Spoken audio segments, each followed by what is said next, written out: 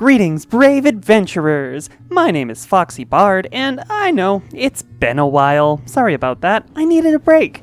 But we are back, and today is Community Day. Today, I will be bringing you a story from my Discord server, because I like to give my community their chance to have their stories told.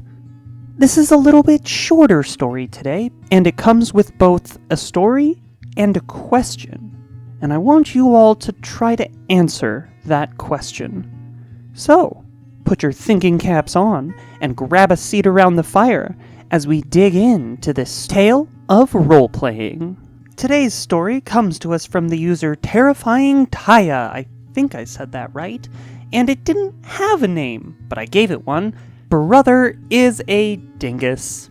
It's a look at how sometimes gaming with family can be less than good, especially when the family is the problem player. It makes everything a lot more difficult, which that's kind of where the question comes in, but I'll let them tell it.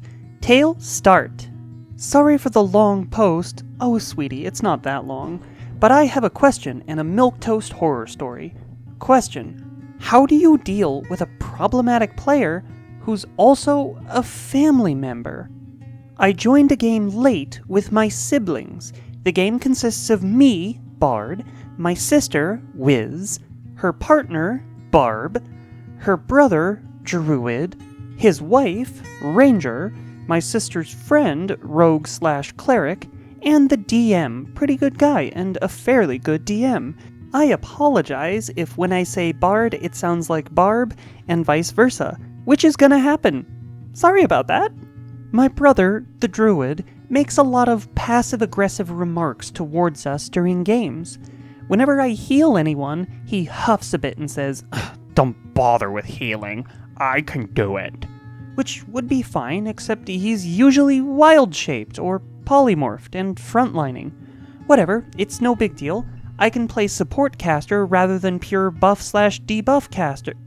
Hang on, that is a support caster. After a fairly grueling dungeon and a battle with a death tyrant, where I revived 2 party members, go me! We took a bunch of godly artifacts, one for each of us, sans the Barb whose artifact was missing, and released our next BBEG. An important thing to note, the artifacts have a ping effect to each other one, so everyone who is fully attuned to one can feel where each other one is. We headed to the nearest town to Coinstar our dragon's hoard of cash from the previous adventure. Coinstar, I've never heard it described that way. That's clever. Hashtag not sponsored. Rogue and I were buying potions there when Druid piped up and said indignantly, "Potions are a waste of money. I can heal everyone for more." I thought, okay, but you don't. And said, "These are for keeping the party fighting or conscious, not really healing." Later, I was trying to get more information about the BBEG we had released, but he talked over me and bullied the group into going to our next destination, being pulled by the last artifact's ping. Whatever, I'll do it when we get back. The artifacts we took had a pull that we could feel where each of them were. The final artifact was in the merc camp of Barb's enemy on a river peninsula. We argue about how to get over. Me, a wet noodle of a silver-tongued tiefling bard, suggests multiple non-combative routes. Nope, we're flying to the central tower because Druid says so. Okie dokie. We land on top of the tower and it's full of guards. Argument ensues on how best to get in. I argue that Druid could stone-shape the top, or I could cast Enemies Abound on one of them to give us enough time to walk in. Druid just wants to attack. After an unfortunate turn of events, we murder hobo through 13 guards, 5 of whom were polymorphed into giant scorpions. I cast Enemies Abound on one scorpion, and it killed another one for us. Barb's nemesis climbs up the side of the tower and attacks us. Barb is incapacitated in a single round, but brought back to consciousness quickly. Druid polymorphs into a giant ape. With a few hit points left, I polymorphed Barb into a T-Rex. Nemesis gets brought down to nearly no hit points, and dimension doors to an underground escape route. We give chase and follow him to the exit. Nemesis sits in the tunnel and heals up. The group starts arguing the best way to get Nemesis out. I argue that we should dig a hole behind Nemesis and pincer him. Well, that's not a good idea. That'd take forever. We try to get the giant ape to do it so that I wouldn't have to waste a spell slot changing Barb's polymorph to a giant badger.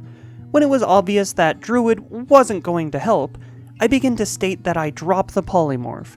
Druid drops his polymorph, pulls out his decanter of endless water, and starts flooding the tunnel that Nemesis is in, without telling anyone why he decided to do that. Okay, but that is just a better plan. Sorry.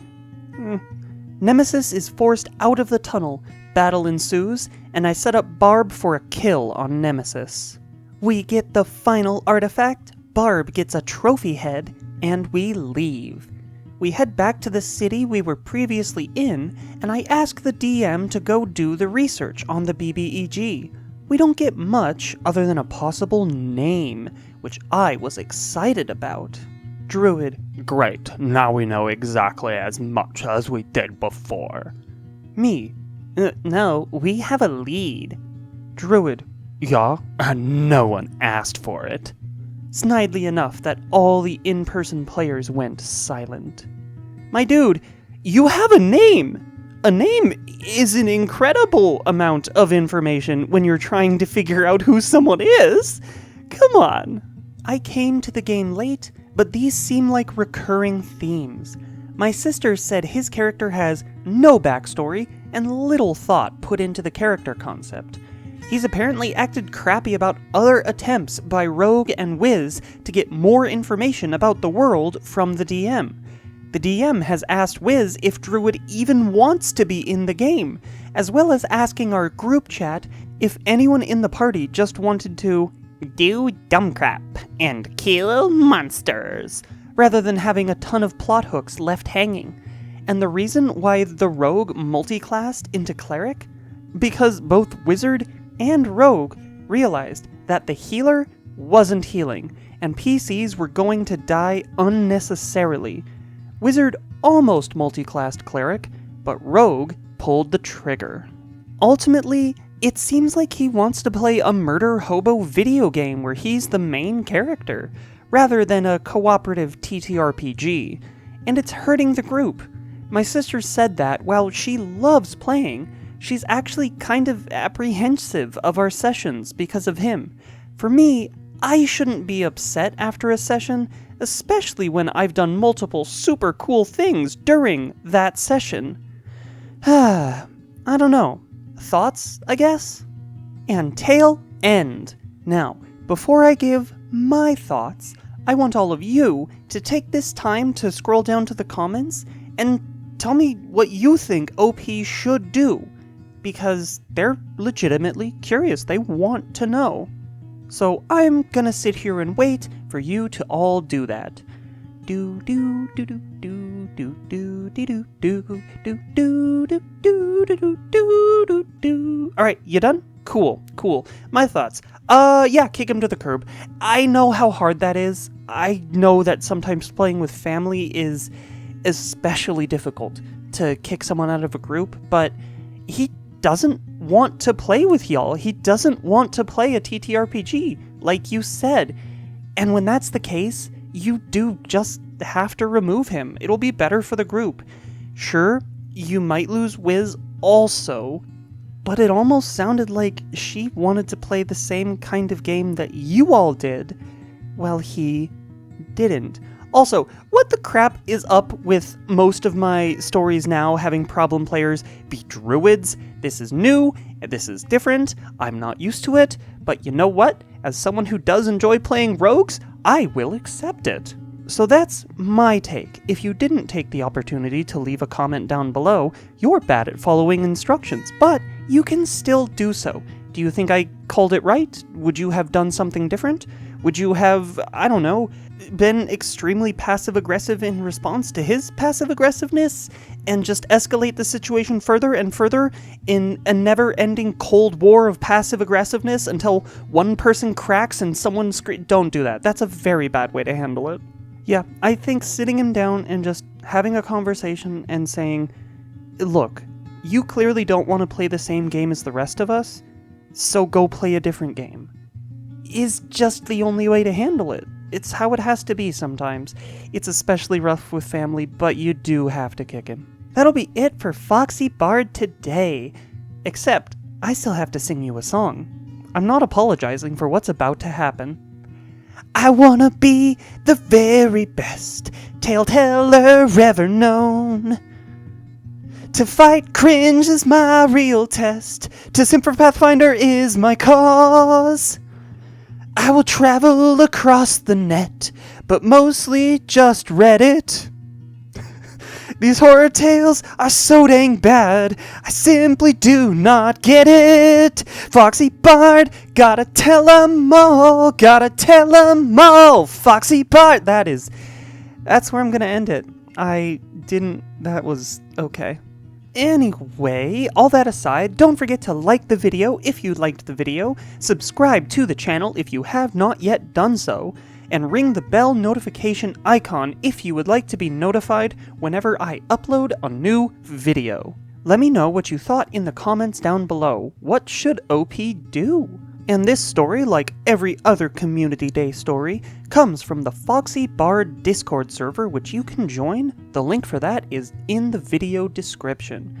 And now, my absolute favorite, best, most amazing part of the entire video, I get to thank my patrons over on patreon.com/FoxyBard. And today, I'm gonna do them in reverse alphabetical order. So, a huge Foxy thank you to Zorrolo, Zerofang881, Thunder Leopard, Tegan Longtail, Sintaria, Sylvia, Stephen Reyes, Fractal Dawn, Jowser, Phantom, Amma Anthro, and Critical Kunik. I love and appreciate you all so, so much. Thank you from the bottom of my foxy heart. If you would like to join this list of illustrious Fox patrons, you can head on over to patreon.com/FoxyBard. Patrons get all my videos a day early, as well as PDF files of character sheets for any upcoming Pathfinder 1st Edition character builds I make in videos. That includes Ratty McRatface from the tutorial video. So head on over to patreon.com/FoxyBard and sign up today. But, that'll do it. I've got a lot of character builds to get working on. So, let's go ahead and douse the fire and get back to our own adventures.